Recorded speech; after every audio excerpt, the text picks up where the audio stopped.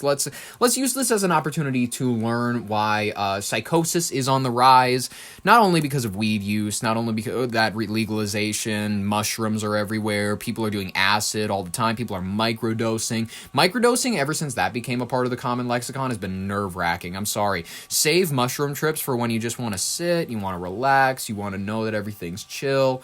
And you maybe you want to see some trails and whatnot, but don't overdo it. I'm warning you, if you overdo it, it just doesn't feel good. It's not that warm, with the world feeling. It's a scary, talking to God, seeing all of our consciousnesses interlinked type of experience, whatever.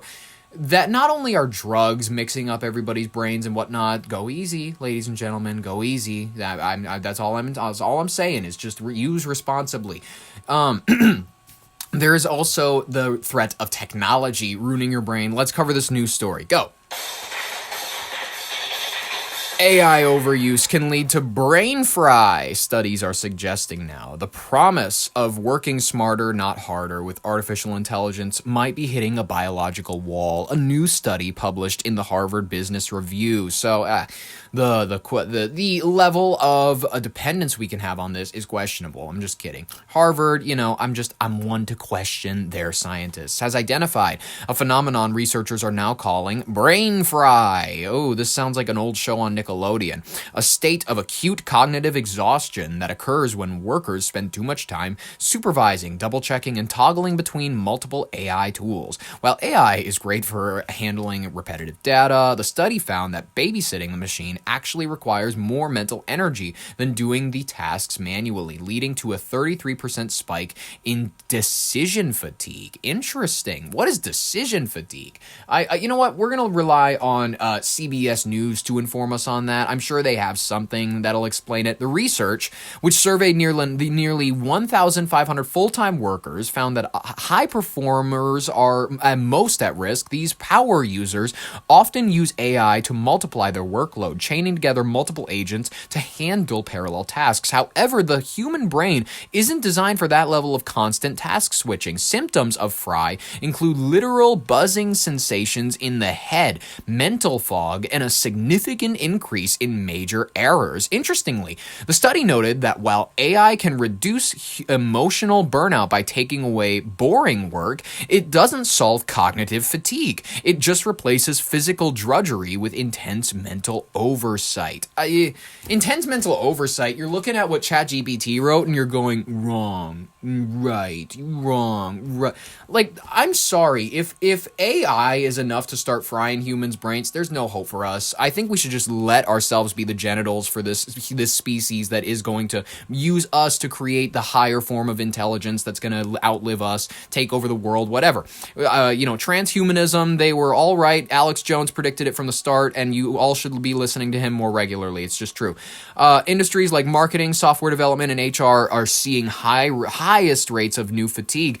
Experts warning are warning that we currently are putting AI on top of yesterday's workflows rather than redesigning how we work. The lead author suggests that avoid frying our teams. Organization needs to set cognitive limits, such as capping the number of AI tools an employee manages at once. As one researcher put it, the AI can run out far ahead of us, but we're still here with the same brain we had yesterday. So we might have done it, guys. We might have reached the singularity point where it is more intelligent than any human ever could be. Is that a nerve-wracking thing to be? Yes, it is. Go. The promise of AI was to lighten the workload while increasing productivity. But as more people are using AI for work, a new study published in the Harvard Business Review says AI overuse could spark what they're calling brain fry. So joining us now is CBS News correspondent Lana Zak, who spoke to the study's author. So two things to unpack here. What is AI brain fry, and how can using AI cause it? Well, Juliet, I think this is something that is going to resonate with a lot of people who are watching this, who are using AI, because those tools that are supposed to help us think faster and be more productive may in fact be undermining our ability to think at all. So in this study that was published in the Harvard Business Review, 1,500 workers were surveyed, and they said that they found that as the intensity of their workload increased, they were finding themselves less able to focus, that these AI tools were causing a fuzziness in their brains. It was leading to mistakes at work as well as a mental fog. And here's a little bit. Stop it. This is called burnout. We've known about this forever. So these people just want to create a new term for it because it's AI and it's scary and it's whatever. That's the real reason that you're hearing this story, is because we just wanted to create a new fun thing for something we've always known about, which is burnout, which is like you look at too many... AI is no different. You look at like a bunch of books for a long time, your head gets fuzzy. You know what I mean? You switch from font size to font size. You look at different tools. You look at all the different whatevers. We are just creating a new term for it because it's like AI and it's new and it's people aren't meant to compute all these things. Maybe they're just dumb. Maybe they're just stupid and they're not used to taking in different sorts of information at once. Are you dumb? Is that the question here?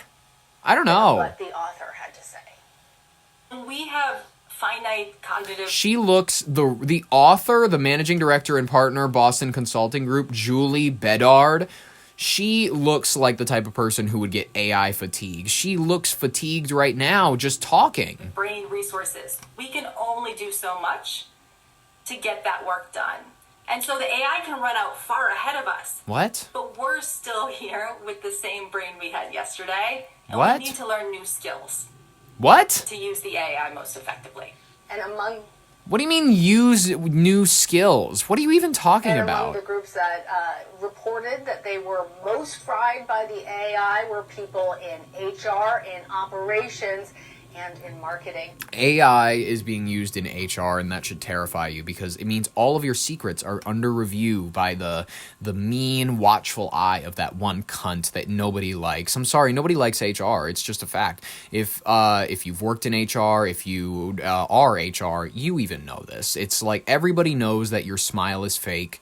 Everybody knows that you go home to eat cold salad alone. Everybody knows that you have made so many mistakes. You know, everybody calls you out, and everybody knows that this job, this one position where you get to fire people, where you get to push pencils, and where you get to sign little documents that are about how one guy hurt his leg in the parking lot, and two people, they're disagreeing and they can't agree over how the fridge is stocked in the break room or whatever, and I get to fire someone like once every 6 months, and when I watch their tears roll down their fucking face, it feels so good. That's the only power that people who work in HR will ever feel in their lives, and that's the only enjoyment that they get out of life. You go and you hang out with these people, or you see them outside of work, they're always drunk, they're always drinking, they're always like at bars being messy.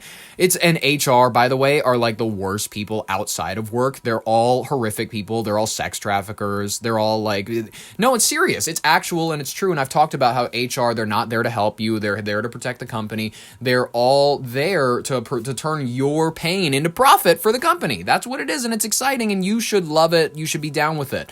HR is apparently getting burnt out because their eyes are being used to do more than perceive lies, and their dirty whore mouths are being asked to do more than spew out lies for the company, and their ears are being asked to listen. Their sinful, whorish ears are being forced to listen to anything else except for an employee that they know they're about to kick to the fucking curb, complain about her kid's surgery that they just had and how the government won't cover it or whatever, and she's like, I don't care, sign this pink slip, you're done, you're out the door, I hate you, I'm an HR worker and I hate life, and I have nothing in this world except for pain. That's HR. Interestingly, the people who were least fried were those who were in management or leaders at work. Oh my goodness. All right, so what are the researchers recommending? Nothing. Nothing. What you know what? I know more than these researchers. I'm smarter than them. I've always been that type of person to know better than than doctors. I've always been the type to be more intelligent than people who claim to go to school for 8 years.